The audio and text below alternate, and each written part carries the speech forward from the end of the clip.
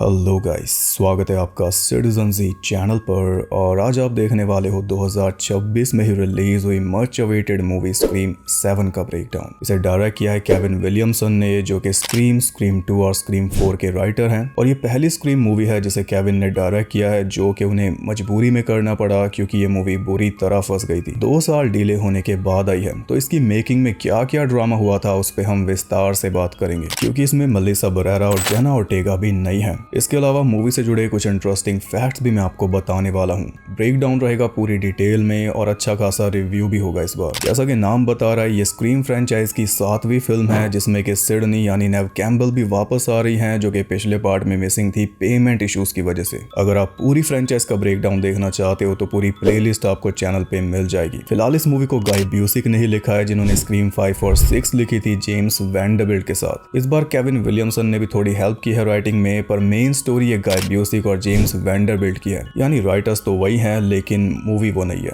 इसके बारे में हम आगे बात करेंगे। फिलहाल ज्यादा देर ना करते हुए जल्दी से ब्रेकडाउन स्टार्ट करते हैं।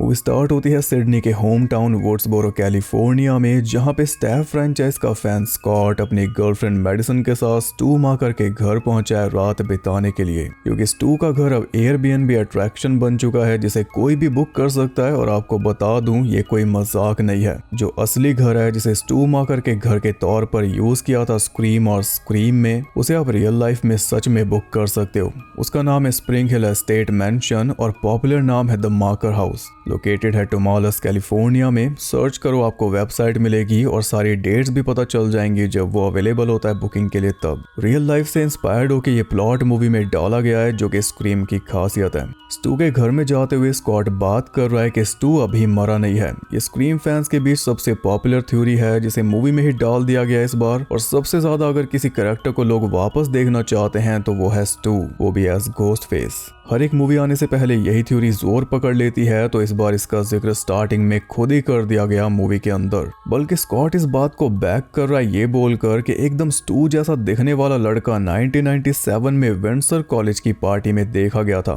ये बात कर रहा है स्क्रीम 2 के उस सीन की जिसमें बैकग्राउंड में एक पल के लिए मैथ्यू लिलर्ड दिखाई देते हैं, क्योंकि उस टाइम वो सेट पर थे। वो पूरा वाकया मैंने स्क्रीम 2 वाली वीडियो में बताया था 5-6 साल पहले, पर उसे भी अब एक पुख्ता सबूत माना जा रहा है स्टैफ फैंस के द्वारा। आपको बता दूं, जैसे हमारे लिए स्क्रीम फ्रेंचाइज है वैसे स्क्रीम यूनिवर्स के अंदर स्टैफ फ्रेंचाइज है। मतलब कि जो कुछ हमने स्क्रीम में देखा था उसके ऊपर स्क्रीम यूनिवर्स में ही मूवी बनी थी स्टैब। जो कुछ भी सिडनी के साथ पहले पार्ट में हुआ था उस पे, फिर जैसे जैसे स्क्रीम मूवीज बढ़ती गई वैसे वैसे स्क्रीम यूनिवर्स में स्टैब मूवीज बढ़ती गई। मतलब कि स्क्रीम मूवीज हमारे लिए फिल्में हैं, लेकिन यूनिवर्स के अंदर ये सब सच्ची घटना है। और इन्हीं घटनाओं के ऊपर जो मूवीज बनी है वो है स्टैब मूवीज। यानी जो हमारी स्क्रीम है वो स्क्रीम यूनिवर्स के अंदर स्टैब है।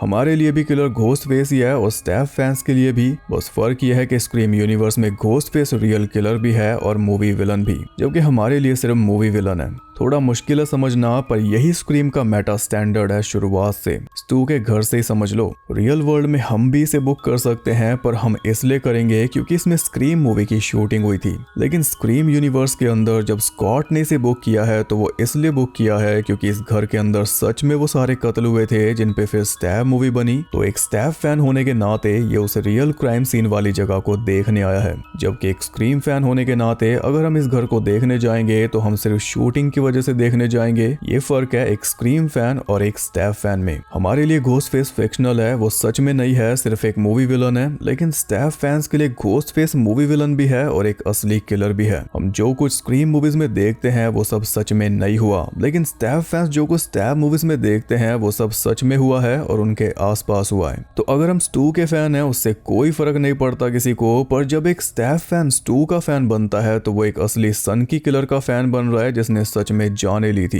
जैसे डामर सीरीज देख के अगर मैं जेफरी डामर का फैन बन जाऊं तो वो वाला हिसाब है। ये स्क्रीम का मेटा यूनिवर्स है आई होप आपको समझा पाया मैं। खैर स्कॉट और मेडिसन घर के अंदर जाते हैं तो अंदर से घर बिल्कुल वैसा किया हुआ था जैसा ओरिजिनल स्क्रीम में था। स्क्रीम 5 में इसका इंटीरियर कुछ बदल दिया गया था क्योंकि तब ये घर एम्बर की फैमिली का हो गया था। फिर एम्बर ही गोस्ट फेस बन गई और बेचारी मारी गई। उसके बाद फैमिली ने घर बेच दिया होगा तो इसे दोबारा पहले जैसा कर दिया गया और स्टैफ फैंस के लिए एक अट्रैक्शन बना दिया। घर में जहां जहां लोग मरे थे वो सारी बॉडी मार्किंग्स भी कर रखी हैं और स्टैफ मूवी से रिलेटेड भी बहुत सारा सामान अंदर दिखाई दे रहा है, जैसे गेल वेदर्स की किताबें जिन पे स्टैफ मूवीज बनी और स्टैफ मूवीज के पोस्टर्स भी दीवारों पे लगे पड़े हैं। स्कॉट उन बॉडी मार्किंग्स में लेटकर फोटोज लेने लगा और मेडिसन को भी थोड़ा फैन वाला ज्ञान देने लगा कि सिडनी ने बिली को छाते से स्टैब करने के बाद सीधा फेस में गोली मारी थी यहीं पर। और स्टैब करने से पहले सिडनी छुपी हुई थी उसी क्लोजेट में जिसे मेडिसन ने बाथरूम समझ के खोल दिया। इससे पता चला स्कॉट तो तगड़े वाला फैन है, लेकिन मेडिसन को इस सब में कोई इंटरेस्ट नहीं है। वो सिर्फ स्कॉट की खुशी के लिए आई है, वरना कभी ना आती। खैर वो बाथरूम से लौटी तो स्कॉट उसे मिला नहीं। स्कॉट को ढूंढते हुए उसने लाइट ऑन की तो एकदम से घोस्ट फेस ने उस पे चाकू तान दिया। चिल्लाते हुए घर से बाहर भागने लगी तो दरवाजे पर स्कॉट मिल गया जो गया था बैग लेने। उसने जाकर देखा तो पाया कि वो घोस्ट फेस असल में एक एनिमेट्रॉनिक पपेट था जिसमें मोशन सेंसर्स लगे हुए थे। मोशन डिटेक्ट करके वो अपना हाथ हिला रहा था, फेस हिला रहा था और घोस्ट फेस वाली कुछ लाइंस बोल रहा था। मेडिसन की तसल्ली के लिए स्कॉट ने उसका मास्क तक उतार के दिखा दिया, जिसके बाद तो एकदम साफ हो गया कि वो पपेट है। यहाँ पे आप दीवार पे लगा स्टैप 5 का पोस्टर भी देख सकते हो जो लिटरली स्क्रीम 5 का एंड सीन है। उसे ही पोस्टर बना के लगा दिया यहाँ पे। और यहाँ पे स्टैप 6 तक के पोस्टर्स लगे हैं। अब ये स्क्रीम 7 है तो स्टैप 7 इसके बाद ही बननी चाहिए, लेकिन पिछले पार्ट्स में हमें पता चला था कि स्टैप फ्रेंचाइज 8 मूवीज तक जा चुकी है, पर उनके पोस्टर्स यहाँ पे है नहीं। अब ये जो घोस्ट फेस पपेट है ये खड़ा है उसी जगह पे जहाँ पे स्टू की मौत हुई थी मुंह पे टीवी गिरने से। उसकी बॉडी मार्किंग के ऊपर भी टीवी पड़ा है। यहाँ पे स्कॉट फिर वही सवाल उठाता है जो फैंस सालों से उठा रहे हैं कि टीवी गिरने से किसी की मौत कैसे हो सकती है, लेकिन मेडिसन का कहना है कि डेड बॉडी मॉर्ग में गई थी और फिर उसे दफना दिया गया था, यानी स्टू मर चुका है। स्कॉट कहता है कि मैं तो स्टू को ज्यादा पसंद करता हूँ बिली के बजाय, तुम किसे करती हो? मेडिसन कहती है किसी को नहीं, 2 सन की हथियारों में से भला मैं क्यों किसी को पसंद करूं। फिर दोनों किचन में जाते हैं जहाँ पे एम्बर को भूना गया था। वहाँ पे फोन बजता है और फोन पे घोस्ट फेस बात कर रहा था जो कि पूरे एक्सपीरियंस का ही पार्ट था। घोस्ट फेस पूछता है what's your favourite scary movie, तो स्कॉट कूद कर बोलता है स्टैब 1, जैसे हम बोलते हैं स्क्रीम 1। फिर घोस्ट फेस शुरू कर देता है अपनी ओजी गेम स्केरी मूवीज के बारे में 3 सवाल। पहला सवाल, a nightmare on Elm street में सबसे पहले कौन मरा था? टीना ग्रे, सही जवाब। दूसरा सवाल, the people under the stairs में मॉमी और डैडी की बेटी का क्या नाम था? एलिस, सही जवाब। नाइटमेयर ऑन एल्म स्ट्रीट और पीपल अंडर द स्टेयर्स दोनों ही वेस क्रेवन की मूवीज हैं जो कि स्क्रीम फ्रेंचाइज के भी क्रिएटर हैं। तो स्क्रीम ने एक बार फिर वेस क्रेवन को ट्रिब्यूट दिया है। पहले दोनों सवाल उन्हीं की मूवीज के बारे में पूछकर उन्हीं की बनाई फ्रेंचाइज की मूवी में, और तीसरा सवाल किस मूवी से रिलेटेड होगा वो शायद आपने सोच लिया होगा ये सारी सेटिंग देखकर। स्क्रीम की ओपनिंग किचन में फोन पे सवाल पूछता घोस्ट फेस और नाइफ होल्डर के पास खड़ी ब्लॉन्ड लड़की।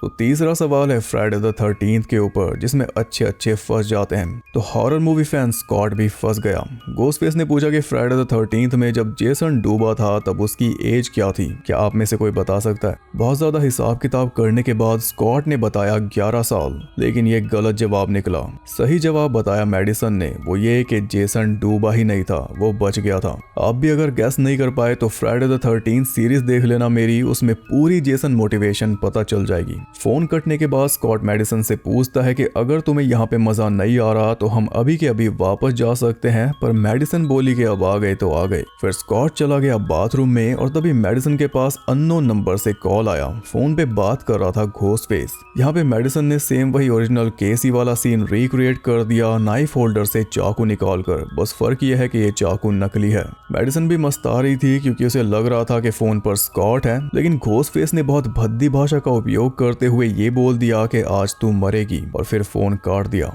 परेशान होकर मेडिसन किचन से बाहर गई तो घोस्टफेस पपेट फिर से डायलॉग मारने लगा, लेकिन इस बार मेडिसन के पीछे अंधेरे में हम एक और घोस्टफेस को देख पाए, और ऐसा सीन हमने माइकल मायर्स का देखा है हैलोवीन में। मेडिसन उस पपेट के पास गई तभी पीछे से घोस्टफेस आ गया तो मेडिसन ने सीधा उसके मुंह पे चिपका दिया एक, और तब पता चला कि वो तो स्कॉट ही था जो मेडिसन को डराना चाह रहा था। लेकिन मास्क हटाते स्कॉट ने वो नोटिस कर लिया जो मेडिसन नहीं कर पाई। उसने देखा कि पपेट के साथ कुछ गड़बड़ है, और जैसे ही वो चेक करने पास गया घोस्टफेस फेस ने उसे स्टैब करना शुरू कर दिया। तब पता चला कि पपेट तो नीचे पड़ा है, तब से पपेट की जगह घोस्ट फेस खड़ा है। स्कॉट को 2 बार छाती में स्टैब करके घोस्ट फेस ने उसके सर में चाकू घुसा दिया एकदम धीरे से, जिससे स्कॉट की दोनों आंखें फिर गई। पहली बार ऐसा कुछ हम देख रहे हैं इस फ्रेंचाइज में। घोस्ट फेस से बचने के लिए मेडिसन बाहर भागी, लेकिन वो दरवाजे के सामने अड़ गया तो कहाँ भागी, साइड में भाग रही थी, पर घोस्ट फेस ने बाल पकड़ के सीढ़ियों पे फेंक दिया, इसलिए भागी सीढ़ियों से ऊपर। ओरिजिनल जिन्होंने देखी है उन्हें पता है। दोनों ऊपर पहुंच गए, जहां स्ट्रगल में घोस्ट फेस तो नीचे गिर गया और मेडिसन लटक गई झूमर पर। खुद को बचाने के लिए उसने रेलिंग पे पैर अड़ा लिए, जिससे उसकी बॉडी सीधी हो गई एकदम घोस्ट फेस की सीध में। फिर जैसे उसके हाथ छूटे वो सीधा घोस्ट फेस के ऊपर जा गिरी और घोस्ट फेस ने तभी सीधा होकर चाकू ऊपर कर दिया, जिस वजह से मेडिसन का बुरा हाल हो गया। इसके बाद घोस्ट फेस ने पूरे घर में तेल छिड़क के आग लगा दी। मेडिसन अभी जिंदा थी और वो वैसे भी घर में जल के मरी जाती, मगर घोस्ट फेस ने उसे अलग से जलाया, उसके ऊपर भी तेल डाला और अलग से आग लगाई, फिर पूरे घर को राख करके वहां से चला गया। और ये थी मूवी की ओपनिंग। टाइटल आता है तो पहले हमें क्लासिक फॉन्ट में दिखाया जाता है और फिर मॉडर्न में। अब स्क्रीम मूवीज अपनी ओपनिंग्स के लिए दुनिया भर में फेमस है, इनका अलग ही लेवल है, स्पेशली अगर आप स्क्रीम 4 की ओपनिंग देख लो आज भी तो। पर ये ओपनिंग उतनी कोई खास नहीं थी, बस ठीक ठाक थी। लेकिन इससे इतना तो पता चल गया कि इस मूवी में किल्स बहुत ज्यादा ब्रूटल और गोरी होने वाली हैं, फ्रेंचाइज में सबसे खतरनाक। इसके बाद हम पहुंचते हैं पाइन ग्रोव टाउन इंडियाना में, जहाँ पे अब सिडनी अपनी फैमिली के साथ रह रही है। और हम सिडनी की टीनेज बेटी टेटम को देखते हैं, जिसका नाम सिडनी ने अपनी बेस्ट फ्रेंड टेटम राइली के नाम पे रखा है, जो डोई की बहन थी और स्टू की गर्लफ्रेंड। पहली स्क्रीम में मारी गई थी गैरेज डोर में फंसकर। अब टेटम अपने रूम में चिल कर रही थी, तभी विंडो के थ्रू उसके रूम में आ गया उसका बॉयफ्रेंड बेन। सेम जैसे टेटम की माँ सिडनी से उसका बॉयफ्रेंड बिली मिलने आता था वैसे ही। और बेन को ये आइडिया आया बिली को ही देखकर, मतलब कि स्टैब मूवी में बिली को देखकर। जब ओरिजिनल में बिली सिडनी से मिलने आया था तो उसने सिडनी को बोला था कि टीवी में एक्सॉर्सिस्ट चल रही थी, उससे तुम्हारी याद आ गई। वही सेम लाइन बेन ने यहाँ पे टेटम को चेप दी, बस एक्सॉर्सिस्ट की जगह स्टैब कर दिया, जिससे इस लाइन का इम्पैक्ट और ज्यादा बढ़ गया, क्योंकि स्टैब में ही ये सीन देखा बेन ने और उसे रिक्रिएट कर दिया उस सीन में मौजूद सिडनी की बेटी के साथ। इससे आप समझ सकते हो कि टेटम की लाइफ कैसी है। उसकी माँ के ऊपर सबसे फेमस हॉरर फ्रेंचाइज बनी हुई है, काइंड ऑफ उसकी माँ का जीवन पर्दे पे उतरा हुआ है, स्पेशली जवानी के दिन। और ये सीन मैंने पहले गैस कर लिया था ट्रेलर ब्रेकडाउन वाली वीडियो में, उसे भी देख लेना एक बार, क्या क्या मैंने सही गैस किया और क्या नहीं। खैर वो दोनों रोमांस में लग गए, तभी सिडनी आ गई दरवाजा खोल के सीधा अंदर, जिससे पता चलता है कि सिडनी को टेटम की बहुत ज्यादा चिंता है कि मेरी बेटी के साथ वो सब ना हो जाए जो मेरे साथ हुआ। पर लिटरली उसकी बेटी के साथ वही सब हो रहा है, वो भी उसके ऊपर बनी फिल्मों की वजह से। सिडनी के आते ही बेन बेड के पीछे छुप गया था, पर सिडनी उतनी पागल नहीं है, उसने बेन को बड़े प्यार से घर से बाहर निकाल दिया। घर पूरा सिक्योर है, सिक्योरिटी सिस्टम के साथ, आप देख ही सकते हो। सिडनी की लाइफ ही कुछ ऐसी रही है कि इतना तो करना पड़ता ही है। पर यहाँ पे उसकी बेटी उसे कह रही है हिपोक्रेट। फिर वही बात आ गई, बेटी ने भी अपनी माँ के ऊपर बनी फिल्में देखी है, इसलिए गुस्सा हो रही है कि जो कुछ इसने खुद किया वो ही मुझे नहीं करने दे रही, पर जो कुछ इसने किया था वो करके पछताई थी, इसलिए तो नहीं करने दे रही। अबे पूरी मूवी नहीं देखी क्या किसी ने? टेटम को समझा के या कहूँ के समझाते हुए उसके रूम की विंडो लॉक करके सिडनी ने घर का सिक्योरिटी सिस्टम एक्टिवेट कर दिया। फिर जाके अपने रूम में सो गई अपने हस्बैंड मार्क एवंस के साथ, जो कि टाउन का पुलिस चीफ है।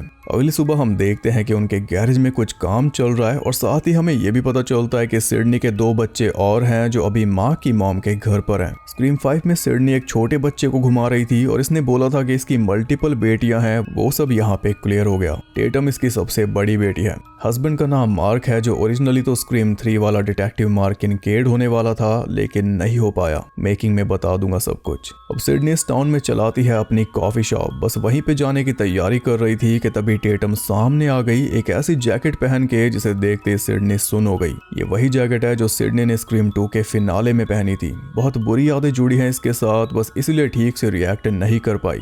टेटम ने जैकेट उतार दी तो सिडनी उसे वापस देने गई और समझा के आई कि मुझे पता नहीं था कि ये जैकेट आज भी मेरे पास है। टेटम ने बताया कि ये जैकेट उसे एटिक में मिली। टेटम कहती है कि आप कभी अपनी जवानी के दिनों के बारे में बात ही नहीं करती, तो मुझे कैसे पता चलेगा आपको क्या नहीं पसंद। तो सिडनी कहती है कि मेरे बारे में हर एक चीज ऑनलाइन मौजूद है, किताबों में लिखी पड़ी है, फिल्में बनी पड़ी है, सब कुछ सामने ही तो है। सिडनी ये बात कह रही है जो अपने ऊपर लिखी गई किताबों और उन पे बनी फिल्मों से कभी खुश थी ही नहीं, तभी तो इसने अपनी खुद की किताब लिखी थी स्क्रीम 4 में, आउट ऑफ द डार्कनेस।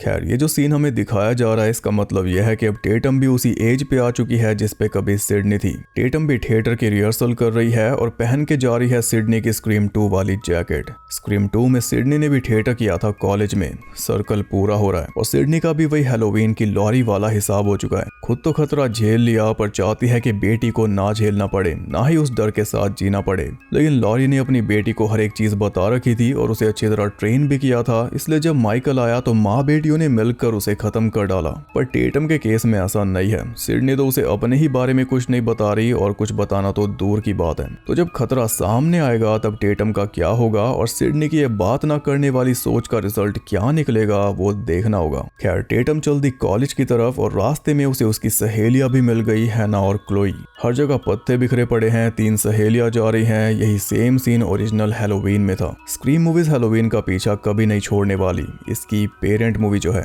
हैना बता रही थी कि रात में उसके घर पार्टी है, तभी बेन आया और उन तीनों को कार में बैठा कर ले गया। इधर सिडनी अपनी कॉफी शॉप पर पहुंची तो हम देख पाए कि थिएटर में लगी है Texas chainsaw massacre. Coffee shop में सिडनी से मिला उसका पड़ोसी लूकस, जो कि टेटम के साथ ही पढ़ता है और थिएटर रिहर्सल का भी पार्ट है। पर मेन बात यह है कि लूकस सिडनी का बहुत बड़ा फैन है, क्योंकि लूकस को ट्रू क्राइम का कीड़ा है और सिडनी से ज्यादा ट्रू क्राइम तो किसी के साथ हुए ही नहीं। इसलिए लूकस अपनी पड़ोसन और क्लासमेट की माँ से ही बहुत ज्यादा ऑब्सेस्ड है। लूकस ने न्यूयॉर्क वाले घोस्ट फेस किलर्स का जिक्र किया पर सिडनी ने इग्नोर कर दिया। मतलब कि लूकस ने स्क्रीम 6 में हुए इवेंट्स का जिक्र किया और सिडनी ने अवॉइड कर दिया, क्योंकि ये स्क्रीम 6 में थी ही नहीं। न्यूयॉर्क में जो भी हुआ ये वहां पे थी ही नहीं, ना ही इसे जानना है। लूकस की माँ जेसिका ने आकर उसे भगाया, वरना वो सिडनी का दिमाग खाता रहता। जब वो अपनी बेटी को ही कुछ नहीं बताती तो तुझे क्यों बताएगी। खैर कैफे में कॉफी लेने आया कार्ल नाम का आदमी, जिसे सिडनी ने आज से पहले टाउन में कभी नहीं देखा और नए चेहरों पे ध्यान देना अब उसकी आदत सी बन चुकी है। फिर सिडनी जेसिका के साथ बातें करने बैठी, क्योंकि उसे मदरहुड के ऊपर थोड़ी सलाह चाहिए थी। और जेसिका ने उसे बताया कि मेरा हस्बैंड बहुत ज्यादा अब्यूसिव था, इसलिए मैं लूकस को उसके बारे में कुछ नहीं बताती। सिंगल मॉम वाली लाइफ ही बेहतर है। जेसिका ने सिडनी को एक काम की बात बताई कि अगर हम अपने बच्चों को कुछ ज्यादा ही प्रोटेक्ट करके रखेंगे तो वो खुद अपने आप को प्रोटेक्ट करना कभी नहीं सीख पाएंगे। उधर थिएटर प्रैक्टिस चालू हो चुकी थी, जिसमें हैना बनी थी उड़ती हुई परी और उसकी केबल्स को कंट्रोल कर रहा था एरन नाम का लड़का। टेटम बनी हुई थी डॉग और कॉस्ट्यूम में उसे ठीक से दिखा नहीं, जिस वजह से पूरा प्ले खराब हो गया। तो उनके टीचर मिस्टर विलिस ने हैना और एरन को सलाह दी कि तुम दोनों और प्रैक्टिस करो और टेटम को सलाह दी कि तुम थोड़ी फायर लाओ अपने अंदर, अपनी माँ वाली। तुम सिडनी की बेटी हो। इससे पता चलता है कि सिडनी इस टाउन में सेलिब्रिटी से कम नहीं है, जिसके चलते टेटम के ऊपर हर टाइम प्रेशर रहता है। सबको लगता है कि ये भी 2-4 मुक्के लात चलाई देती होगी आती जाती। इधर सिडनी अपने ऑफिस में थी तो उसके पास फोन आता है वुड्सबोरो के नंबर से और फोन पर था घोस्ट फेस, जो बता रहा था कि कल रात मैंने वुड्सबोरो में आग लगाई और फिलहाल तुम्हारे टाउन में हूँ। ये टाउन तो बिल्कुल वुड्सबोरो जैसा है जहाँ पे हम पले बड़े थे। सिडनी उसकी बातों पे ध्यान नहीं दे रही थी, सीरियस लेना तो दूर की बात। कॉल रिकॉर्डिंग पे लगा के वो टाइम पास कर रही थी। उसने पूछा कि तुम इस टाउन में किस लिए आए हो, तो घोस्ट फेस बोला तुम्हारे लिए। तुम न्यूयॉर्क में नई थी ना, तो तुम्हारे बिना वो बात नहीं लगती। सिडनी उसका मजाक उड़ाने लगी कि तुम वॉइस चेंजर के पीछे छुपे एक कायर हो, तो घोस्ट फेस बोला कि मैं छुपा हुआ नहीं हूँ, इस बार नहीं। उसने सीधा वीडियो कॉल कर दी और सिडनी ने आंसर किया तो उसके होश उड़ गए, क्योंकि सामने था स्टू। फेस पे देख सकते हो वो सारे निशान भी हैं जो टीवी गिरने से पड़े होंगे। तो यानी स्टू खुद अपना घर जला के आया है और अब सिडनी का भी घर जला डालेगा, यानी उसकी फैमिली। सिडनी को यकीन नहीं हो रहा था कि स्टू जिंदा है, लेकिन वो टेटम के थिएटर रूम के बाहर ही खड़ा था, इसलिए सिडनी को अर्जेंसी दिखानी पड़ी। वो कार लेकर फटाफट निकल गई, जिसमें पहले से गन रखी हुई थी। उसने मार्क को भी फोन करके बता दिया, जिसे उसका डेप्यूटी वुड्सबोरो में लगी आग के बारे में बताने वाला था। पर सिडनी का फोन आते ही वो भी हाई स्कूल की तरफ निकल पड़ा। हैना और एरन दोनों अकेले ही प्रैक्टिस कर रहे थे, जैसे कि मिस्टर विलिस ने बोला था। तो सबसे पहले घोस्ट फेस ने एरन को मार डाला, जिस वजह से हैना लटकी रह गई हवा में।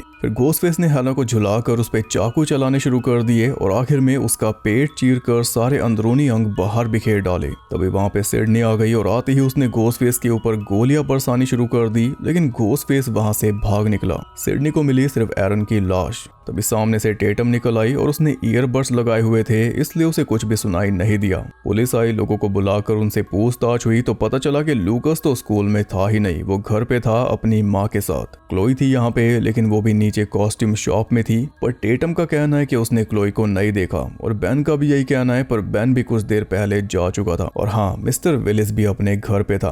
अब सिडनी को तो बेन के ऊपर ही शक है, क्योंकि वो एक कंप्यूटर एक्सपर्ट है और शायद उसी ने स्टू का डीप फेक बनाया होगा, क्योंकि स्टू तो मर चुका है ना। मार्क ने अपनी माँ के घर पुलिस फोर्स तैनात करवा दी है ताकि इनके बच्चे वहाँ पे सेफ रहें, और अब ये भी टाउन छोड़कर निकलने वाले हैं क्योंकि सिडनी को पता है कि यही बेस्ट ऑप्शन है सबकी सेफ्टी के लिए, वरना और कई लोग मारे जाएंगे जैसे 2 बेचारे जवान बच्चे मारे गए। सिडनी टेटम को ले गई और उसने बेन को साफ मना कर दिया कि तू इससे नहीं मिलेगा, और टेटम को ये बात पसंद नहीं आई तो उसने सिडनी को बोला कि हर कोई बिली लूमिस नहीं होता, मतलब अपनी माँ को ही ताना मार दिया। सब स्टैब मूवीज का कसूर है। खैर सिडनी, मार्क और टेटम घर पहुंचे तो पहले 2 पुलिस वालों ने पूरे घर की तलाशी ली, कहीं घोस्ट फेस अंदर छुप के ना बैठा हो। घर में चेक किया तो कुछ नहीं मिला, इसलिए वो दोनों पुलिस वाले बाहर चले गए, लेकिन एक जगह वो चेक करना भूल गए और वो है एटिक, जहाँ पे घोस्ट फेस छुपा बैठा है। सुबह जब टेटम ने एटिक में से जैकेट निकाली थी तब एटिक का दरवाजा भी खुला ही छोड़ दिया होगा, तो पहले घोस्ट फेस गैरेज के रास्ते घर में एंटर हुआ होगा जहाँ पे काम चल रहा है, फिर छुप गया एटिक में और अब मौका देखकर बाहर आ चुका है।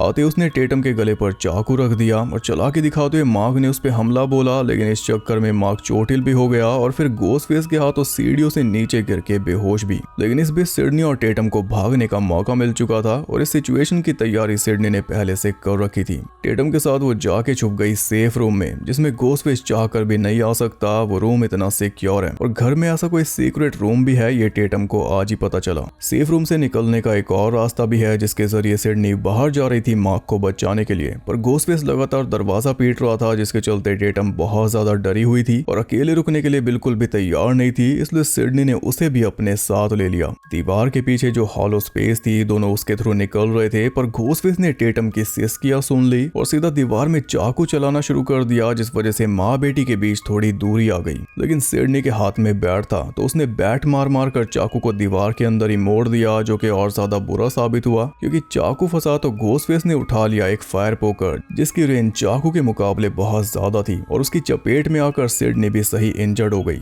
फिर भी दोनों आगे बढ़ती रही और ऐसे नीचे उतर के घर से बाहर निकल गई। हाँ, लेकिन सिडनी की जैकेट अंदर ही फंसी रह गई। इतने में घोस्ट फेस भी नीचे आया और नीचे मार्क को ना पाकर वो घर से बाहर निकल आया। बस तभी पीछे से मार्क ने उस पर अटैक कर दिया, जिसमें सिडनी ने भी थोड़ा साथ दिया, जिसके चलते लुढ़क कर घोस्ट फेस पहुंच गया रोड पर और जैसे ही खड़ा हुआ एक कार ने आकर उसे कुचल दिया अच्छी तरह, और उस कार को चला रही थी गेल वेदर्स, वो भी रेड कोट में यानी फुल फॉर्म में। गेल के साथ थे भाई बहन मिंडी और चैड, जो कि गेल के असिस्टेंट्स बन चुके हैं। गेल का टीवी शो कैंसिल हो चुका है, इसलिए फिर से क्राइम रिपोर्टर बन गई है। चैड कैमरामैन है और मिंडी हेल्पर। हालांकि मिंडी गेल की जगह लेना चाहती है, जो कि बिल्कुल भी आसान काम नहीं है। खैर, गेल को देख के सिडनी बहुत ज्यादा खुश हुई, खास करके उसकी टाइमिंग देखकर। उसने गेल को बताया कि किलर स्टू है, पर जब मास्क हटाकर देखा तो वो निकला कार्ल, वही आदमी जो सुबह सिडनी के कैफे में आया था कॉफी लेने। ऐसा घोस्ट फेस जिसे कोई नहीं जानता। पुलिस ने जानकारी निकलवाई तो पता चला कि उसका पूरा नाम कार्ल एलन गिब्स है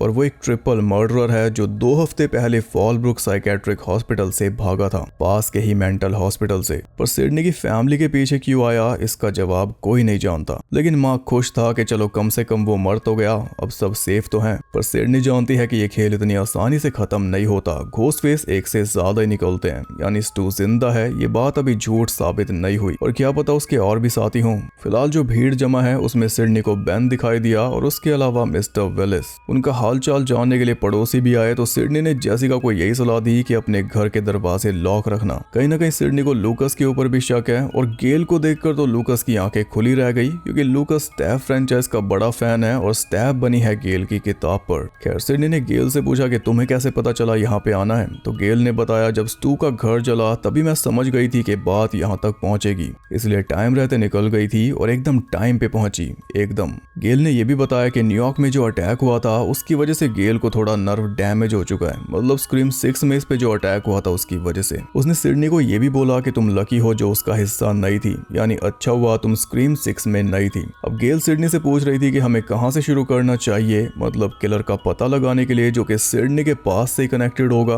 लेकिन सिडनी इस झमेले में नहीं पड़ना चाहती, वो बस अपनी फैमिली की सेफ्टी चाहती है। उसका कहना है कि पुलिस सबको संभाल लेगी, जो कि उसका हस्बैंड ही है। तो गेल उसे मना रही थी कि तभी उसके पास स्टू की वीडियो कॉल आ गई और स्टू ने फिर वही बातें बोल दी कि मैं तुम्हें मार डालूंगा ये वो। तब सिडनी ने डिसाइड किया कि इसकी जड़ तक जाना ही होगा और शुरुआत करेंगे मेंटल हॉस्पिटल से जहां से कार्ल भागा। अगले दिन जैकेट वाले अवतार में गेल के साथ वो पहुंची उस मेंटल हॉस्पिटल में और अंदर जाने से पहले उसने वुड्सबोरो मॉर्ग में कॉल करके स्टू की बॉडी के बारे में पता लगाया तो उसे पता चला कि स्टू की बॉडी वाला पेपर वर्क मॉर्ग में मौजूद नहीं है और 1996 में जो कॉर्नर थी उसकी 3 साल पहले मौत हो गई। इसका मतलब स्टू की बॉडी मॉर्ग में आई थी या नहीं, इसका जवाब अब नहीं मिलेगा। या तो पेपर वर्क गायब हो चुका है या फिर किसी ने गायब किया है। मतलब या तो कोई ऐसा दिखाना चाहता है जैसे स्टू की बॉडी मॉर्ग में नहीं पहुंची थी या फिर स्टू सच में जिंदा है। इसी का पता लगाने दोनों हॉस्पिटल के अंदर गई तो अंदर उन्हें मिला सुपरवाइजर मार्को, जो उन्हें कार्ल के रूम तक ले गया और कार्ल के रूम को देखकर हमें पता चला कि कार्ल सिडनी से ऑब्सेस्ड था।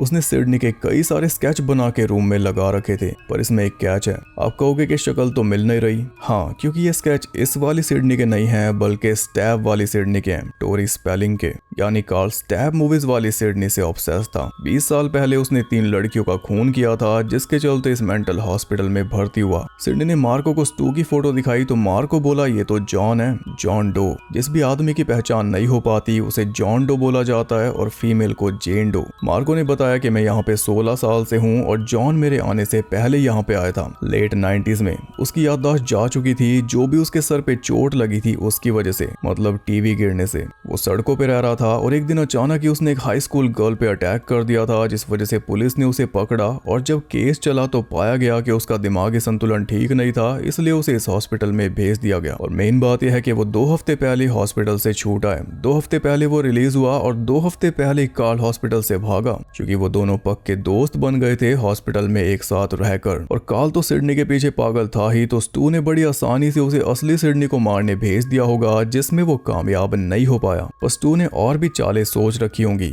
पुलिस फिलहाल पूरी निगरानी रखे हुए है, जैसे स्टू कॉल करेगा उसका नंबर ट्रेस किया जाएगा। लेकिन इतना टाइम है नहीं कि बैठकर उसके कॉल की वेट करते रहे, इसलिए सिडनी खुद उसे उकसाएगी फोन करने के लिए, वो भी लाइव टीवी पे गेल को इंटरव्यू देके, जो गेल पहले पार्ट से मांग रही है, यानी 1996 से। अभी तक मुक्के ही मिले थे, अब फाइनली इंटरव्यू मिलेगा। उधर टेटम को चैड और मिंडी का साथ मिल चुका था, जो ज्ञान झाड़ने में सबसे आगे रहते हैं। मिंडी ने टेटम को सलाह दी कि अपने सभी फ्रेंड्स को एक जगह पे जमा करो, जहाँ पे हम उन सबसे पूछताछ करेंगे और उससे हमें आइडिया लग जाएगा कि किलर कौन है, क्योंकि किलर हमेशा कोई खास ही निकलता है। अब टेटम तो पहले परेशान थी कि मेरी माँ मुझे कुछ नहीं बता रही, कुछ नहीं करने दे रही। मिंडी ने उसे मौका दे दिया कुछ करने का, तो टेटम उन दोनों को साथ लेकर घर से निकल गई, जबकि उसे घर में बंद रहने को कहा गया था। मार्क उसे घर में ढूंढ रहा था और ढूंढते हुए जा पहुंचा गैरेज में, जहाँ पे घोस्टफेस ने कई बार स्टैब करके उसे मार डाला। शाम को पूरे टाउन में कर्फ्यू लग चुका था और टेटम चैड और मिंडी को लेकर पहुंच चुकी थी क्लोई के पेरेंट्स के पब में, जहाँ पे सभी दोस्त जमा हुए थे मिंडी के कहने पर। मिंडी इस बार के रूल्स बताने के चक्कर में थी कि इस बार नॉस्टैल्जिया वाला हिसाब है, लेकिन चैड ने उसे रोक दिया। फिर भी थोड़ा बहुत ज्ञान उसने झाड़ी दिया कि इस बार जो भी किलर है वो सिडनी को रिटायरमेंट से बाहर लाना चाहता है, क्योंकि सिडनी एक स्क्रीम क्वीन है और स्क्रीम क्वींस को हैप्पी एंडिंग नहीं मिलती, जो सिडनी लेकर बैठी है स्क्रीम 5 के बाद से। स्क्रीम 6 में इतना केओस था, पर सिडनी मजे में अपनी फैमिली के साथ थी और लिटरली यही बात बार बार उसके मुंह पे बोली जा रही है कि तू तो थी नहीं, तू तो वहां थी नहीं, तू तो न्यूयॉर्क में थी नहीं। इतनी बार सुन ली ये लाइन।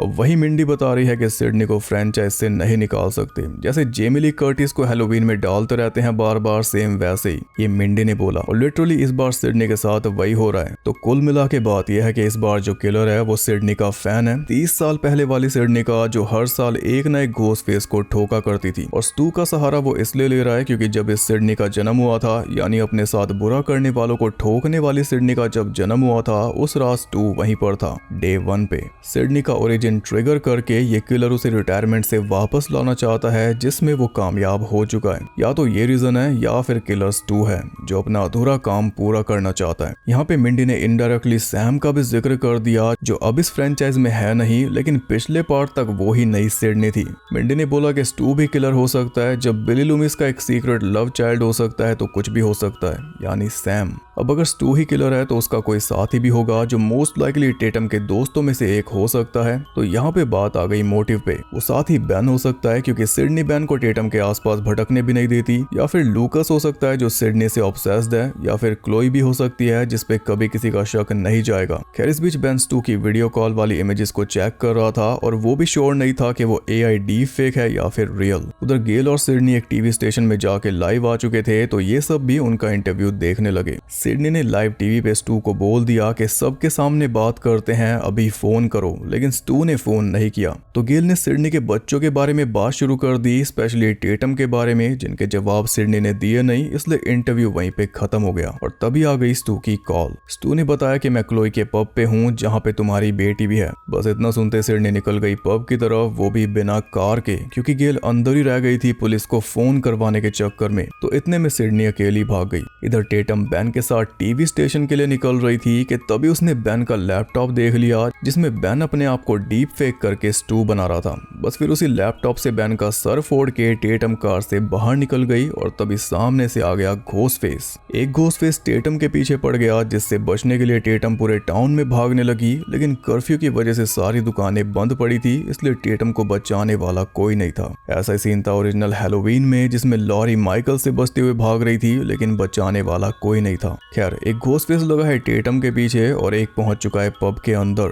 सबसे पहले वो क्लोई के ऊपर झपटा, तो उससे बचने के चक्कर में क्लोई ने चाकू घुसा दिया चैड के कंधे में, जो क्लोई को बचाने आया था, लेकिन बेचारा जख्मी होकर साइड में गिर गया। फिर सेम हाल हुआ मिंडी का, वो भी बीच में आई तो वो भी चाकू खाकर चैड के ऊपर ही गिर गई। इसके बाद बीच में आया लूकस, तो उसके साथ भी सेम बर्ताव हुआ। घोस्टफेस ने क्लोई को मार के ही दम लिया और इसके बाद लूकस को भी भयानक मौत दी। दोनों हाथों से उसे हवा में उठाकर बियर नोजल उसके सर के आर पार कर दिया। फिर बियर और खून सब मिक्स उगलने लगा वो। इधर टेटम भी घोस्टफेस से बचती फिर रही थी, तो उसे बचाने आया बेन और बीच में आके वो भी मारा गया। टेटम के सारे दोस्त मारे गए। जान बचाने के लिए टेटम छुप गई सिडनी के कैफे में। सिक्योरिटी कोड उसे पता था इस वजह से, और जैसे दरवाजा खुला सिडनी के पास अलर्ट पहुंच गया। उसने टेटम के पास फोन किया तो टेटम ने फोन काट दिया, क्योंकि घोस्टफेस बाहर ही खड़ा था। टेटम ने ये बात मैसेज करके सिडनी को बताई, तो सिडनी ने बताया कि ऑफिस में गन रखी है। ये जानकर टेटम ऑफिस की तरफ जाने लगी कि तभी सिक्योरिटी कोड डालकर घोस्टफेस भी अंदर आ गया,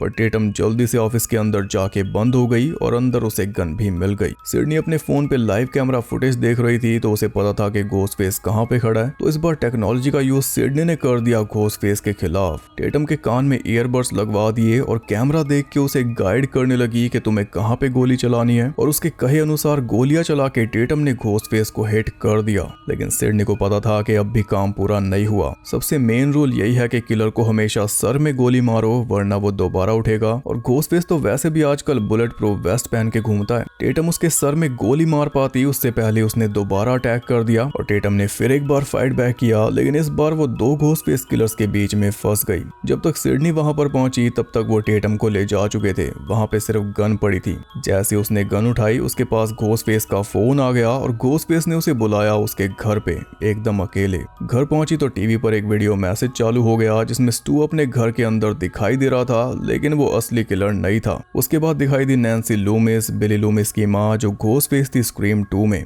फिर दिखाई दिया रोमन ब्रेजर, सिडनी का हाफ ब्रदर, जो घोस्टफेस था स्क्रीम 3 में। और एंड में दिखाई दिया डुई, गेल का लेट हस्बैंड। इससे साफ हो गया कि किलर स्टू नहीं है, वो एआई का यूज कर रहा है। उसने सिडनी को बताया कि मैं एकदम शुरुआत पे जा रहा हूँ, जहाँ से सब कुछ शुरू हुआ था। सिडनी ने देखा कि घोस्टफेस ने टेटम को बाहर चेयर पे बांधा हुआ था, सेम वैसे ही जैसे केसी के बॉयफ्रेंड को बांधा हुआ था ओरिजिनल स्क्रीम में, और लिटरली वहीं से सब कुछ शुरू हुआ था। वही इस फ्रेंचाइज की पहली किल थी। शायद आपने नोटिस ना किया हो, पर ये मूवी ओरिजिनल स्क्रीम का मिरर है रिवर्स में। स्क्रीम ऐसे स्टार्ट हुई थी, घर के बाहर किसी को चेयर पे बांध के मार दिया था, और खत्म हुई थी स्टू के घर पे किलिंग से। ये वाली स्क्रीम शुरू हुई स्टू के घर पे किलिंग से और खत्म हो रही है घर के बाहर किसी को चेयर पे बांध के। सिडनी जल्दी से बाहर गई तो घोस्टफेस रिवील हुआ मार्को, मेंटल हॉस्पिटल वाला सुपरवाइजर। फिर दूसरा घोस्टफेस सामने आया, जो निकली पड़ोसन जेसिका। मार्को गैरेज के अंदर से मार्क को भी बाहर लेकर आ गया, जो अभी जिंदा था, क्योंकि अब मोटिव बताएंगे ना। मार्को ने बताया कि स्टू मर चुका है। जो भी इसने कहानी बताई थी वो सारी झूठी थी।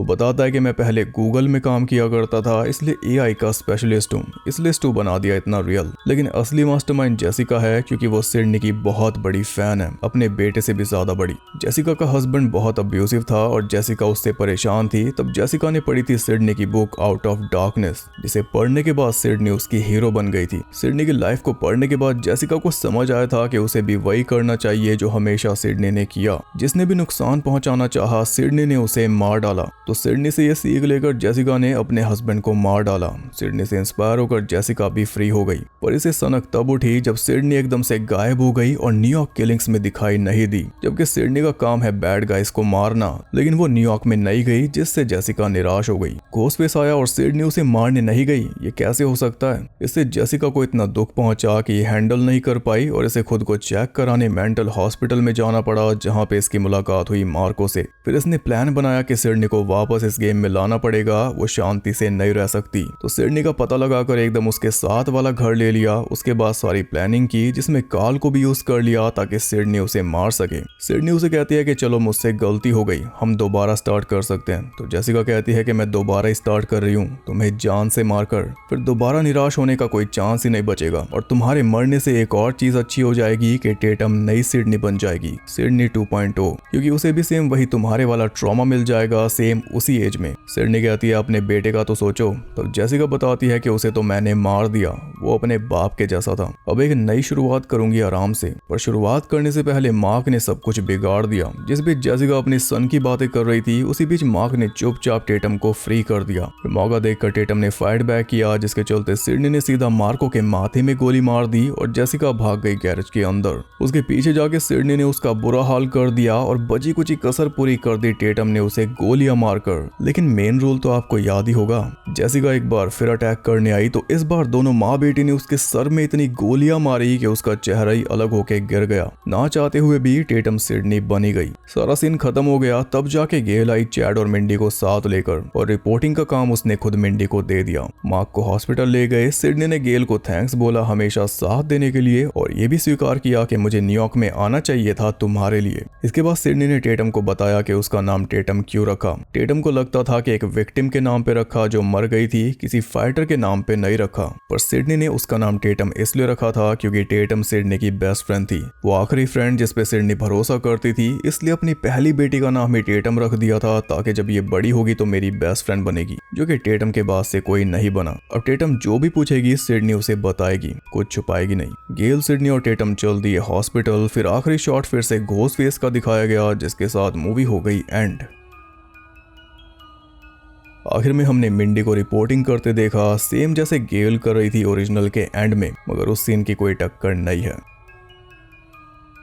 ये थी स्क्रीम 7, अब तक की सबसे वीक स्क्रीम, सबसे घटिया रिवील और सबसे फालतू मोटिव के साथ। मतलब कि 3 घोस्ट फेस थे, लेकिन एक भी रिवील ऐसा नहीं था जिससे हमें कोई फर्क पड़े। काल को हमने बस एक बार देखा था, वो भी सिर्फ 2 सेकंड के सीन में। मार्को को भी एक ही सीन में देखा था और उसी सीन में सबको पता चल गया था कि एक घोस्ट फेस तो यही निकलेगा। और जेसिका को देखा 2 बार, एक बार कैफे में और एक बार जब गेल आई थी तब। उसमें भी कैफे वाले सीन में जेसिका ने बोला था कि मेरे अब्यूसिव पति की वजह से मेरी जिंदगी पलट गई और जेसिका के ऊपर भी वहीं से शक हो गया था। तो ये एक सीन वाले घोस्ट फेस जिनके ऊपर पहले ही ऑब्वियस डाउट था, इनके रिवील होने से हमें क्या ही फर्क पड़ने वाला था। बस हमें भटकाने के लिए स्टू का सहारा लिया जा रहा था और उस एंगल पे 1% भी किसी को यकीन नहीं हुआ। सबको पता था एआई है और एआई का यूज भी तो देखो कितना तगड़ा किया। एंड में नैन्सी लूमिस, रोमन और डुई को दिखाया, लेकिन सबको बूढ़ा दिखाया, उस एज में नहीं दिखाया जिसमें वो मरे थे। जबकि एआई का यूज तो वैसा ही करना चाहिए था ना, जिससे सिडनी परेशान होती, उसका ट्रॉमा उजागर होता उन सबको दोबारा देखकर। गोल तो यही था, लेकिन दिखे वो सिडनी से भी बूढ़े तो उन्हें देख के क्या घबराएगी वो। बस उन एक्टर्स को बुलाकर स्टू के घर में उनके सीन शूट कर लिए, वो भी एकदम बुरी क्वालिटी में, और वो भी उसी घर में जो अट्रैक्शन के तौर पे बुक हो रहा था। स्टैप पोस्टर देख ही सकते हो आप पीछे। तो यानी पोस्टर्स हटाने का भी कष्ट नहीं किया इन्होंने। सिडनी जैसे उस घर को जानती थी वैसे तो दिखाओगे। और सबसे मेन जो सबसे ज्यादा ट्रॉमा जगा सकता था सिडनी का, बिली लूमिस, वो दिखाया ही नहीं। पिछली दोनों मूवीज में बराबर दिखाया जा रहा था, पर अब जब पुराने घोस्ट फेस दिखाए तो सबसे मेन वाला दिखाया ही नहीं। इतने हल्के रिवील, उनमें भी इतनी कमियां, और मोटिव की तो बात ही ना करो। पूरी मूवी में सिडनी के मुंह पे यही लाइन देके मारी जा रही है कि तू तो न्यूयॉर्क में थी ही नहीं, और लिटरली इसी बात को किलर्स का मोटिव बना दिया। न्यूयॉर्क में सिडनी नहीं दिखी तो जेसिका बेचारी ऐसी परेशान हुई कि खुद मेंटल हॉस्पिटल पहुंच गई। हाँ, उससे पहले कभी नहीं गई, इवन पति को मारने के बाद भी नहीं। फिर वहां पे मार्को मिला जो पहले से ही एआई का एक्सपर्ट था, और ये बात एक वर्ड में कैसे बताएंगे किसी को, गूगल का नाम लेके।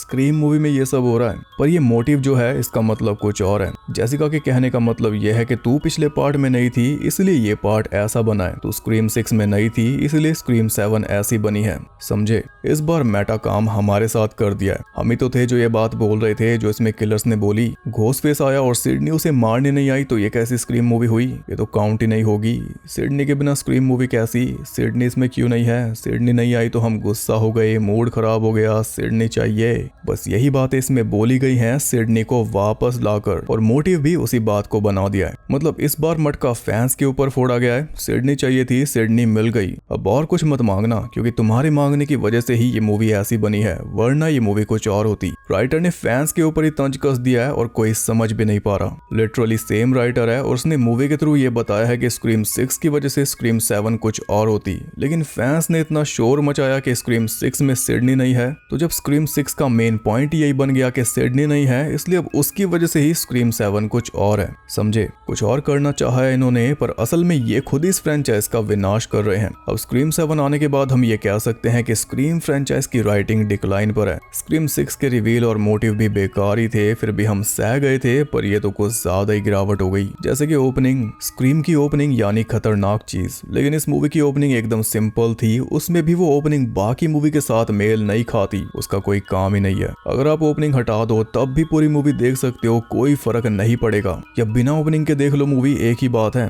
ओपनिंग का कोई रोल ही नहीं है, उल्टा वो स्टैंडर्ड गिराती है मूवी का, क्योंकि उस सीन में घोस्टफेस जो भी था वो पहले इंडियाना से फ्लाइट लेकर कैलिफोर्निया पहुंचा, फिर रातों रात वहां पे घर को जला के उसने फिर फ्लाइट पकड़ी और सुबह तक वापस 3660 किलोमीटर दूर इंडियाना पहुंच के उसने बकायदा सिडनी के पास फोन करके उसे बताया कि कल रात मैं वुड्सबोरो में घर जला के आया हूं, और सिडनी ने उसकी बात पे कोई ध्यान दिया ही नहीं। इवन मूवी में जितनी बार भी स्टू का घर जलने की बात हुई किसी ने ध्यान दिया ही नहीं। मार्क को उसका डेप्यूटी बता रहा था, मार्क ने भी नहीं सुना। तो भाई ये ओपनिंग थी क्यों? आप कहोगे इसलिए थी ताकि सिडनी के लिए स्टू वाली बात और पक्की हो सके कि स्टू वापस आ गया है, और वापस आते ही सबसे पहले उसने अपना घर जलाया। मगर जैसा कि हमने देखा सिडनी ने इस खबर पे कोई ध्यान दिया ही नहीं। कोई कहेगा कि इसलिए था ताकि सिडनी का ट्रॉमा जगा सके उस घर को जला के, क्योंकि सिडनी की कई यादें हैं उस घर के साथ और किलर्स तो उसका ट्रॉमा ही जगाना चाहते थे। पर भाई उस घर को जला के तो किलर उल्टा सिडनी पे आसान ही करेगा, क्योंकि सिडनी की सारी बुरी यादें जुड़ी हैं उस घर के साथ। जब तक वो घर खड़ा था तब तक वो सारी यादें उसमें कैद थी, पर जब घर ही नहीं बचा तो वो स्पॉट भी सारे गायब हो गए जहाँ पे सिडनी के दोस्त मरे थे। ये तो उसकी हीलिंग में मदद हो गई। सिडनी को तो पैर दबाने चाहिए किलर के, राख कर दी सारी बुरी मेमोरीज। तो ओपनिंग की कोई वैल्यू नहीं है मूवी के कंटेक्स्ट में, वीक राइटिंग बता रहा हूँ आपको। और बड़े दुख के साथ ये कहना पड़ रहा है कि स्क्रीम जिनका मजाक उड़ाया करती थी अब खुद वही बनती जा रही है। स्मार्टनेस आपने देखी इस मूवी में ना के बराबर थी, पर डमनेस तो इतनी थी कि देख के यकीन नहीं हो रहा कि ये स्क्रीम मूवी है। सिडनी ने घर में सेफ रूम बनाया हुआ था स्पेशली ऐसे मौके के लिए जब उसके घर में घोस्टफेस घुस जाए, क्योंकि उसे अपने बच्चों को सेफ रखना था। पर जब वो मौका आया तब सिडनी फटाफट सेफ रूम से बाहर निकल ली, वो भी अपनी बेटी को साथ लेकर, जबकि बेटी सेफ रूम में सबसे ज्यादा सेफ थी फिर भी। और ये बेवकूफी सिडनी ने की। सोचो सेफ रूम वाला सारा एंगल जो डाला वो पूरा नल एंड वॉइड हो गया। सेफ रूम का यूज टेटम ने दोबारा किया था चैड और मिंडी के साथ घर से निकलने के लिए, बताओ, इसलिए वो रूम बनाया था और इसीलिए इस मूवी में डाला। मजाक लग रहा है पर मजाक है नहीं। फिर सिडनी ने दोबारा ऐसी बेवकूफी की, बल्कि इससे बहुत ज्यादा बड़ी। जब टीवी स्टेशन पे स्टू का कॉल आया तब सिडनी पैदल ही कैफे की तरफ भाग ली। वो वापस अंदर नहीं गई गेल से कार की चाबी लेने, जबकि भाग के टाइम पे पहुंच पाने का कोई चांस ही नहीं था, फिर भी वो भाग गई। और सोचो ये काम भी सिडनी ने किया, अनबिलीवेबल। बेटी को बचाना था तो उसे चाबी छीन के कार ले जानी थी, और जब वो भागी तो गेल भी कार लेके उसके पीछे नहीं आई। वो आई सीधा मूवी के एंड में, और फिर भी सिडनी ने उसे थैंक्स बोला। लेवल है राइटिंग का। फर्स्ट हाफ तक ये मूवी ऐसी लग रही थी कि एकदम बढ़िया चल रही है। घोस्टफेस आ गया, स्टू का घर जल गया, सिडनी के टाउन में अटैक हो गया, घर पहुंची तो घर में ही अटैक हो गया, फिर घोस्टफेस मर गया गेल की कार के नीचे आके। मतलब कमाल ही हो गया था।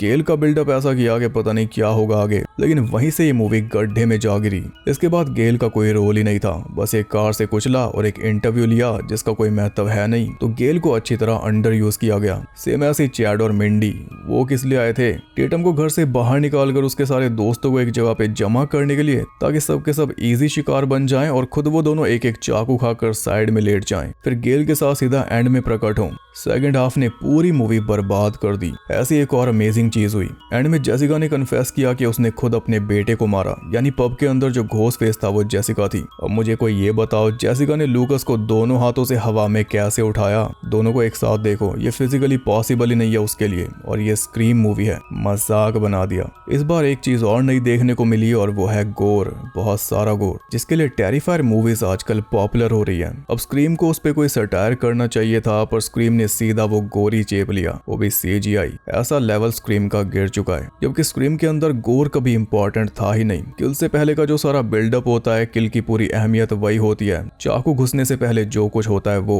कई मायनों में इस मूवी ने बहुत निराश किया है, पर एक चीज अभी बची है, स्क्रीम के जो भी चेस सीन होते हैं वो आज भी पीक हैं, उनसे ऊपर कोई नहीं। किल का जो भी बिल्डअप है, जो बचने बचाने वाले सीन है, वो आज भी टॉप पर है। अब देखने वाली बात होगी कि कब तक ऐसे रह पाएंगे, इनमें भी कोई टेपा टापी ना मचा दे। वैसे एक और चीज स्क्रीम मूवीज में आजकल आम होती जा रही है, जो पहले नहीं थी। 20-20 चाकू खा के भी लोग अब जिंदा बच रहे हैं, जैसे चैड बचा था और इस बार मार्क बच गया। बताया ना, जिसका मजाक उड़ाते थे खुद वही बनते जा रहे हैं। मेरा पॉइंट आप समझ ही गए होंगे। अब बात करते हैं इस मूवी की मेकिंग के बारे में।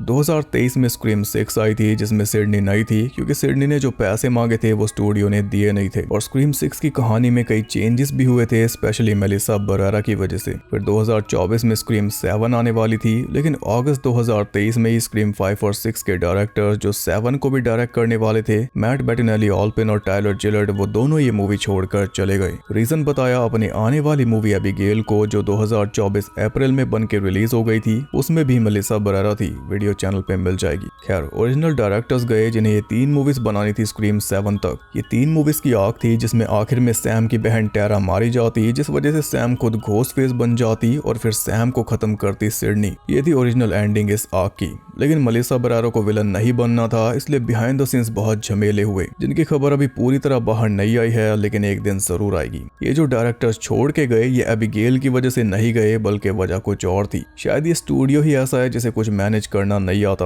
क्योंकि 21 नवंबर 2023 को स्टूडियो ने मेलिसा बरेरा को फिल्म से निकाल दिया, जो मेलिसा ने ये ट्वीट की थी उसकी वजह से। लेकिन ये बात कुछ हजम नहीं होती। एक स्टूडियो जिसे सिर्फ पैसे से मतलब है, अपनी मेन एक्ट्रेस को निकाल देता है, जबकि लास्ट मूवी आना अभी बाकी है। उसके बिना पहले की 2 मूवीज भी बेकार हो जाएंगी, और फिर जो पैसा कमाना था वो नहीं कमा पाएंगे। फिर भी एकदम से निकाल दिया, यानी पीछे जो कुछ चल रहा था उसमें पहले डिसाइड हो गया था कि स्क्रीम 7 अब वैसी नहीं बनेगी जैसी बन रही थी, इसलिए मेन लीड को इजिली निकाल दिया। और डायरेक्टर्स तो पहले ही जा चुके थे, जो बाय द वे आपको बता दूं बहुत बड़े स्क्रीम फैंस हैं। स्क्रीम मूवीज बनाना उनका सपना था, पर वो किसी दूसरी फिल्म के लिए अपनी ट्रायलॉजी की आखिरी फिल्म छोड़ के चले गए। हाँ, बड़ा नॉर्मल है। मेलिसा को जिस दिन फायर किया उसके अगले दिन ही खबर आ गई कि अब जेना ओर्टेगा भी टेरा के रोल के लिए वापस नहीं आएंगी, क्योंकि अब वो वेडनेसडे के रोल में फेमस हो चुकी हैं और उसी के 2nd सीजन में काम करेंगी। अब यहाँ पे पूरी टीम बिखर चुकी थी। 2 साल में जो कैरेक्टर्स खड़े किए थे वो फ्रेंचाइज से निकल गए। स्क्रीम 6 में जो हैप्पी एंडिंग है, अब वही इनकी ट्रू एंडिंग रहेगी।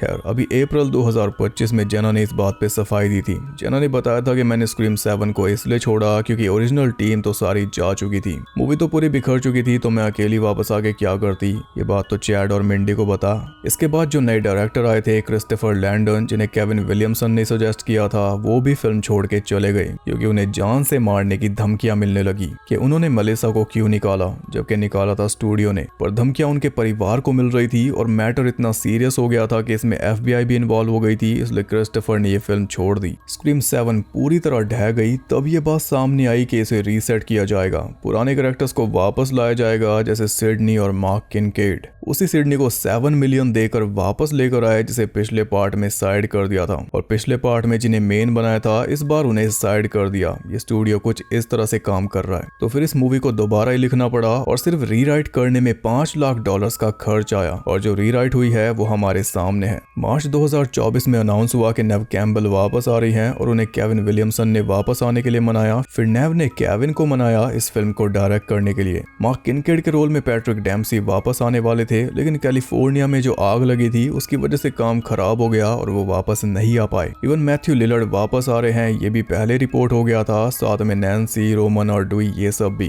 तभी से AI वाला प्लॉट एकदम साफ हो गया था। मैंने इंस्टा पे पहले ही बता दिया था कि AI होगा। 2025 में ये मूवी शूट हुई और अब जाके रिलीज हुई। 2 साल लटके रहने के बाद ये मूवी बन के सामने आई और रिपोर्ट्स हैं कि स्क्रीम 8 पे काम शुरू हो चुका है, क्योंकि इस मूवी ने कई रिकॉर्ड्स तोड़े हैं, वो आगे बताऊंगा। उसमें भी सिडनी वापस आ सकती है, पर मैं इतना कहना चाहूंगा कि ढंग से लिख लेना और मेटा एलिमेंट स्क्रीम से मत निकालो। आपको बता दो, इस मूवी की एक ऑल्टरनेट एंडिंग भी थी जिसे टेस्ट ऑडियंस को दिखाया गया था, और जब अच्छा रिस्पॉन्स नहीं मिला तो उस एंडिंग को मूवी में से निकाल दिया गया। उस एंडिंग में रिवील होता कि स्टू सच में जिंदा है। शायद वो एंडिंग आपको देखने मिल जाएगी जब ये मूवी फिजिकल मीडिया पे रिलीज होगी, या फिर क्या पता ना भी दिखाएं, क्योंकि आने वाली मूवीज में स्टू को यूज किया जा सकता है। तो अब बात करते हैं इंटरेस्टिंग फैक्ट्स के बारे में। $45 मिलियन के बजट में इसने कमाए $180.6 मिलियन, जिसने इसे सबसे ज्यादा पैसे कमाने वाली स्क्रीम मूवी बना दिया है। और इसी के साथ स्क्रीम फ्रेंचाइज पार कर चुकी है 1 बिलियन की कमाई। सबसे ज्यादा पैसे कमाने वाली स्लैशर मूवीज में ये सेकंड नंबर पे आ चुकी है। पहले पे अब भी 2018 वाली हैलोवीन है, जिसको इस मूवी ने बहुत ज्यादा प्यार दिखाया। नेव कैम्बल को $7 मिलियन पे किए गए, जो उनके करियर की सबसे बड़ी सैलरी है। उसी का बदला शायद फैन से ले लिया। घोस्टफेस की आवाज इसमें भी रॉजर जैक्सन ने है, जो अब तक की 7 मूवीज में घोस्टफेस की आवाज बने, और उनके साथ कॉर्टनी कॉक्स इकलौती एक्ट्रेस हैं जो सभी स्क्रीम मूवीज में नजर आई। तो स्क्रीम 8 अगर पूरी गेल पे बना दो तब भी कोई दिक्कत नहीं है। मैकेना ग्रेस ने टेटम के रोल के लिए ऑडिशन दिया था, पर रोल मिला हैना का। इजबेल मे को टेटम का रोल मिला, वो भी उनके 24वें जन्मदिन पर। ओरिजिनल डायरेक्टर्स मैट बेटिनेली ऑल्पिन और टायलर जिलेट ने स्क्रीम 7 छोड़ी 2023 में। अब 2026 में स्क्रीम 7 रिलीज हुई, जिसके 1 महीने बाद ही उनकी नई मूवी रिलीज हुई रेडी और नॉट 2। चैड यानी मेसन गोडिंग को शूटिंग के टाइम पे बहुत बुरा इन्फेक्शन था। सीन्स के बीच में वो उल्टियां कर रहे थे और उनकी लो एनर्जी पब वाले सीक्वेंस में साफ दिखाई देती है। सिडनी के घर में बहुत सारे बर्ड्स के डिजाइन दिखाई देते हैं, जो होमाज है इस सीरीज के क्रिएटर वेस क्रेवन को। वो बड़े उत्सुक बर्ड वॉचर थे। इस मूवी के साथ स्क्रीम फिर से नॉर्मल नंबरिंग पे आ चुकी है, वैसे रोमन नंबर्स की तरफ जा रही थी। और वैसे अगर आप ध्यान दो तो पिछली दोनों मूवीज का नाम स्क्रीम ही था। स्क्रीम 6 में भी नंबर M के अंदर छुपे हुए थे। जो सेफ रूम वाला आइडिया था वो केविन विलियमसन के खुद के पुराने घर से आया। एक बार वो भी ऐसे ही बाहर निकले थे, पर उनका एग्जिट एटिक से था, ना कि दीवार के अंदर से। मार्को यानी ईथन एम्ब्री ने ओरिजिनल स्क्रीम में ऑडिशन दिया था स्टू या रैंडी के रोल लेने के लिए, लेकिन वेस क्रेवन ने उन्हें रिजेक्ट कर दिया था और अब जाके उन्हें इस फ्रेंचाइज में रोल मिला, वो भी नकली स्टू का। केविन विलियमसन की फेवरेट घोस्टफेस है नैन्सी लूमिस, और फैंस अगर स्टू के अलावा किसी और को दोबारा देखना चाहते हैं तो वो है जिल रॉबर्ट्स, स्क्रीम 4 वाली घोस्टफेस। AI वाले कैमियो के लिए उन्हें भी अप्रोच किया था, लेकिन बात नहीं बन पाई। स्क्रीम 6 के बाद इस फ्रेंचाइज की ये दूसरी मूवी है जिसमें 2 मास्क पहने घोस्टफेस एक ही सीन में दिखाई दिए। जब डुई के वापस आने की न्यूज आई थी तब फैंस ने सोचा था कि शायद स्क्रीम 5 में डुई जिंदा बच गया था। ऐसा ही आइडिया स्क्रीम 3 में यूज होने वाला था रैंडी को वापस लाने के लिए, लेकिन वो कुछ ज्यादा ही अनरियल लग रहा था, इसलिए ड्रॉप कर दिया। फिर रैंडी ने कैमियो किया था वीडियो मैसेज के जरिए, और इसमें डुई ने भी कैमियो किया है वीडियो मैसेज के जरिए। पर आजकल जो अनरियल है स्क्रीम में वो भी दिखाया जा रहा है। तो ये देखो जनसुने फैक्ट्स, आई होप आपको पसंद आए। स्क्रीम पे जब भी वीडियो बनानी पड़ती है तो बहुत ज्यादा टाइम जाता है लिखाई में, भले ही सबसे वीक स्क्रीम क्यों ना हो। अब उम्मीद करते हैं कि अगली मूवी पुरानी वाइब वापस लेकर आएगी और टेपने के बजाय सटायर करेगी, वरना स्केरी मूवी तो आ ही रही है। आपको ये मूवी कैसी लगी आप बता के जरूर जाना, क्योंकि मैं अभी और बहुत कुछ कहना चाहता हूँ पर ऑलरेडी बहुत बोल चुका हूँ, तो मेरे मन की कुछ बातें स्क्रीम फैंस बोल देंगे। और आने वाली मूवी के लिए अगर आपको कोई अपडेट चाहिए तो इंस्टा पे फॉलो कर लो, और नई वीडियोस देखने के लिए चैनल को सब्सक्राइब भी कर लो। बाकी मैं आपसे मिलूंगा अगली वीडियो में, तब तक के लिए सबको बाय।